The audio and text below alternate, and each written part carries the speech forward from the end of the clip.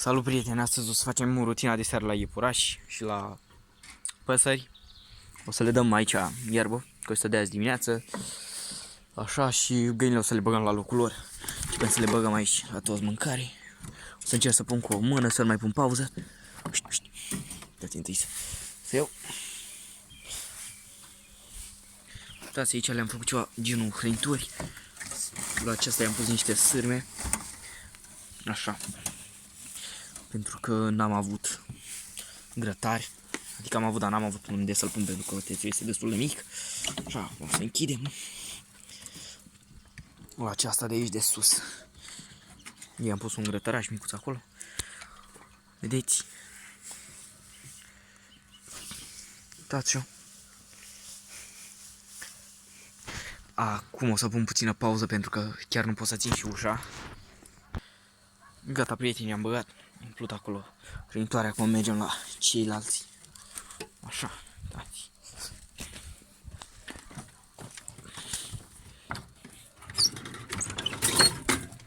Dați puișorii de la asta. Frumoși. Băgăm și lor. Mai dăm puțin. Ca să aibă.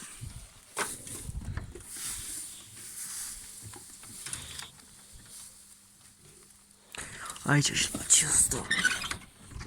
Punem una pe grătarul. Pentru că aici, vedeți, este un spațiu destul de mare și poți să iasă puișorii. Deci la astea.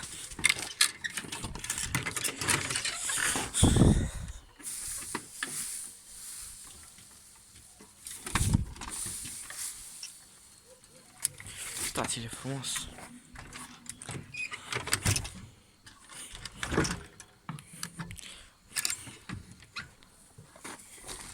Mergem acum și pus cușca aceasta care n-am mai apucat să o mut. Avem aici cele 3 femenițe. Uitați ce frumoase sunt. Băgăm puțin mai multă ca să aibă până mâine dimineață. Cam așa. Aici porumbeii, să deschidem și la ei. Pentru că sunt 3 masculi și o femelă. Se cam bat și varsă mâncarea, dar n-am nicio problemă. Apa intră cu picioarele în ea și o cam murdăresc, dar o să-l schimb mâine dimineață.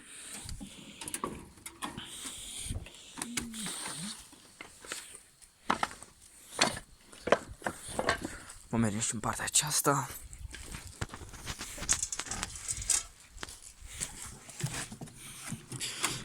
La aceștia le-am dat și nume. Astăzi a venit vorul meu pe la mine și ne-am gândit să dăm nume la iepuraș. Acesta este cafea și acela ciocolată. Acesta al cu galben ciocolată și celălalt cafea.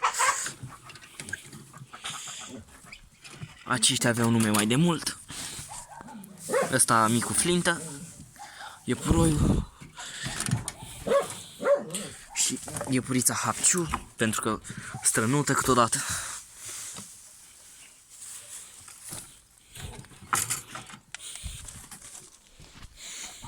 Așa, aici la ăștia alții. Și acesta avea nume mai de mult. Tot Flintă îi zicem și lui. Băgăm aici iarba, să aibă.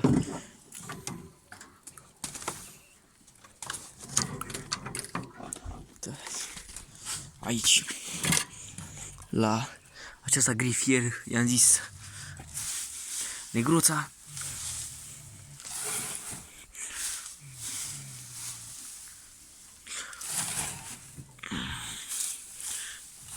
Uitați, i-am dat mai mult pentru că are hrănitoare și mănâncă și ea și mâine. La aceasta de sus chiar nu mi-a venit nicio idee ce nume să-i dăm. Am lăsat-o așa. Poate Năzdravana sau Dilia, pentru că mereu dărâm astea pe aici. Așa. Uitați, pus-o și ei la loc. Acum să umplem și ei cu fân. Gata. Pus și ei fân. Mergem să ducem târna la loc și să băgăm bibilicile și rațele. Cred că rațele au intrat singure. O să dăm doar după bibilici, care doar pe aici. Uitați-le, sunt pereche. Aveam 2 bibilici, doar că una a luat-o vulpea. Nu prea se mai văd.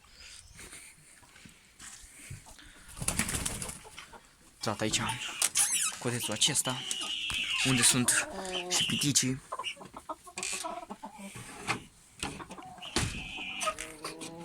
Închis. Aici unde avem găinile.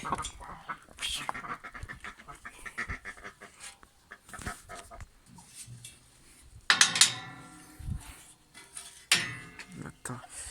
Aici rațele și cu câteva găini. Și acum o să mergem la iepuraș ca să facem încheierea. Uitați aici la iepuroi, care este foarte frumos. Nu uitați să dați un like și un subscribe. Cu voi a fost Alex. Pa, pa!